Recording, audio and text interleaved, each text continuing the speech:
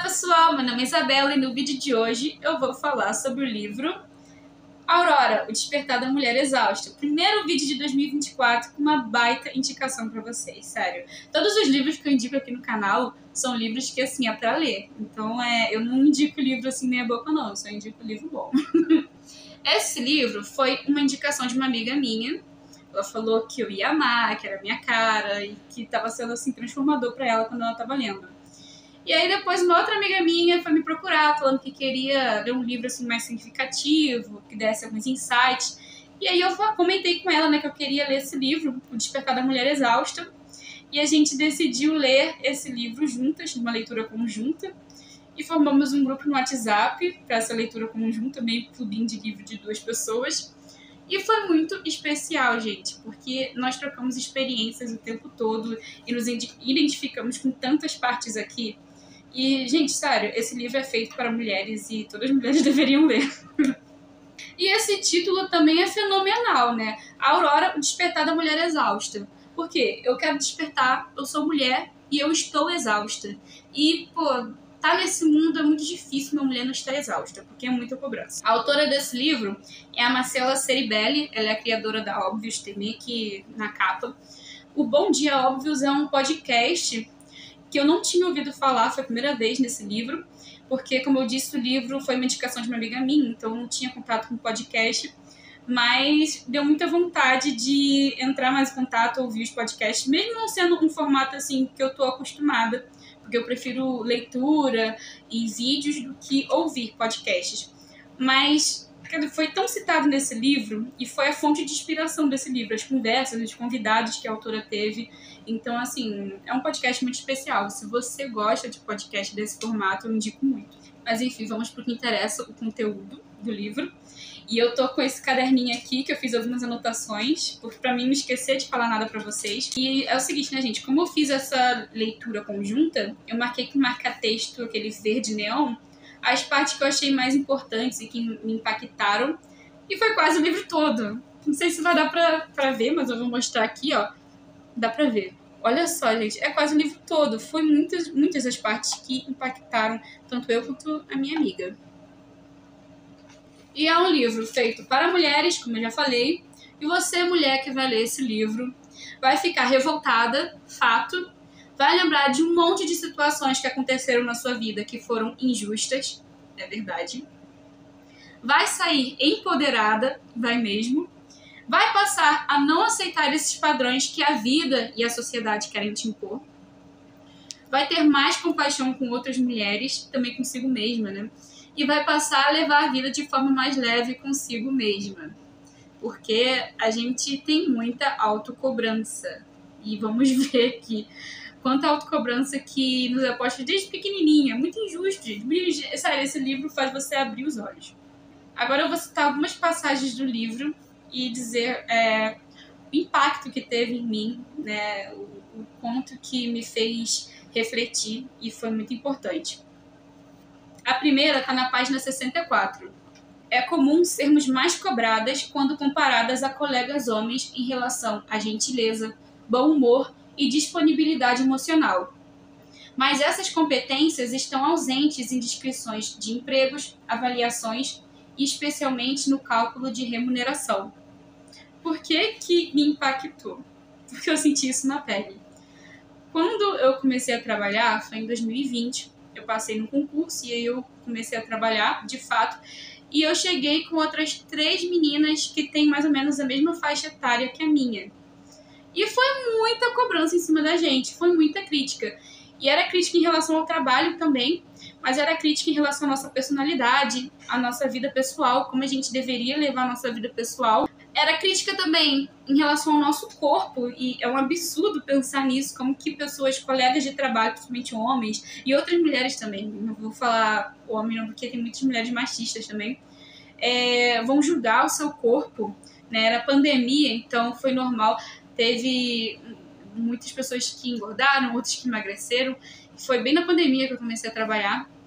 E aí no ano seguinte, 2021, chegou uma nova pessoa, e era um homem, também na mesma faixa etária que a gente, jovem, e na verdade ele chegou noivo, E assim, não teve a cobrança que foi feita com a gente. Na verdade, ele rapidamente se tornou amigo, parças dos caras, principalmente os mais velhos, porque ele era hétero e ele gostava de futebol.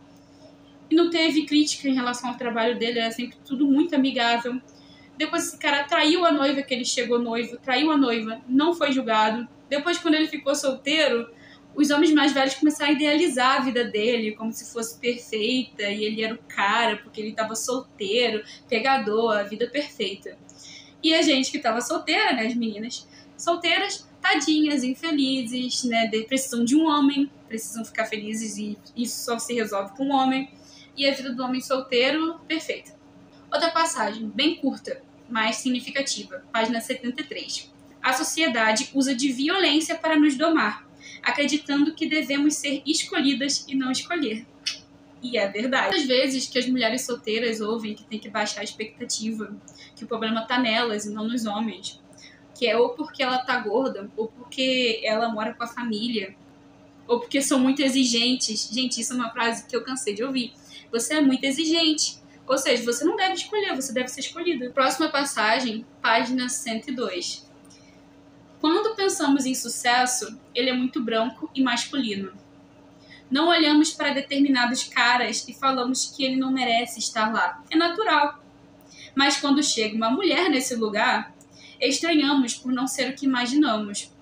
Então, diferentemente do cara, a mulher tem que ser extraordinária, impecável, porque no momento em que ela errar, esse erro será gigante e muito julgado. Esse recorte vai ficando pior conforme a mulher se afasta do padrão. Se é uma mulher gorda ou negra, ela precisa ser ainda melhor, fofa, delicada e sem arrogância. Gente, que falar disso, porque é super verdade. E esse livro, e essa passagem e várias outras também teve um impacto de eu olhar um pouco para minha infância e ver a diferença da criação que eu tive para a criação que o meu irmão teve. Meu irmão, ele é mais velho que eu e eu cansei de ouvir a família, minha mãe, meu pai e os outros familiares elogiando ele, né? Nossa, seu irmão, ele é muito inteligente, ele é super inteligente. Seu irmão, ele vai ter um futuro brilhante. O seu irmão, ele é super criativo. E só elogiando. Comigo, julgava o meu corpo o tempo inteiro. Eu não era inteligente, eu era esforçada. E o meu futuro, ninguém ligava para ele. Porque, afinal, eu sou uma mulher. E eu poderia viver do dinheiro do meu pai até o meu marido me sustentar.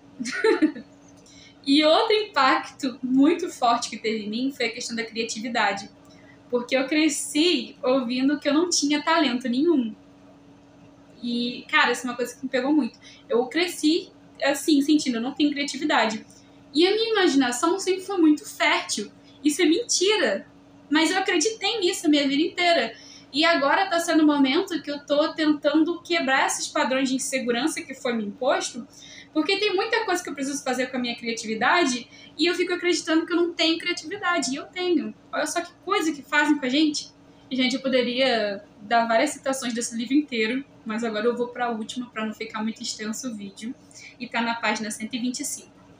82% das crianças do país com idade entre 8 e 11 anos em Porto Alegre desejam ter uma silhueta diferente. Essa vontade vem frequentemente associada à baixa autoestima e à sensação de que pais e amigos gostariam que a criança fosse mais magra. E isso foi outra coisa que me pegou muito nesse livro, assim, é de deixar meu coração apertado, porque eu sei que não sou só eu. A maioria das mulheres. Eu nunca fui satisfeita com o meu corpo. Nunca. E ele falou assim, de 8 a 11 anos. E eu fico pensando, desde 8 anos de idade eu tinha aquela mentalidade que eu sou gorda, porque falava pra mim que eu era gorda, porque falava que eu não tinha o peso ideal. E se eu começava a emagrecer, começava a me elogiar, tá magra, tá bonita. E era mais amada, né? E é essa mentalidade que a gente sente e passa a vida inteira, pensando que é a verdade. E foi uma coisa que me pegou, porque eu parei pra pensar, a Isabela, com 11 anos de idade, já tinha a mesma altura que eu tenho hoje, que é 1,54, eu sou baixinha. E aquela Isabela já tinha a mesma altura que a minha, ela pesava uns 56 quilos. E achava que era obesa, que era horrível, era feia, era o cocô do cavalo. E, caraca, como que com 56 quilos eu achava que eu era obesa? Como? É cruel, gente. É cruel o que a sociedade fazem com as mulheres. Essa é a vida, né, de uma mulher. É a história da maioria das mulheres. Era o que eu ouvia. Você come demais. Você tá ficando gordinha. Você tá ficando fortinha. E é revoltante. É revoltante. Mas esse livro aqui, ele é revolucionário. Ele traz revolta, mas ele traz uma revolução interna. Então, por favor, leiam Despertar da Mulher Exausta. E muito obrigada por ter assistido o vídeo até aqui. Se gostaram, curta, compartilha e se inscreve no canal. Muito obrigada.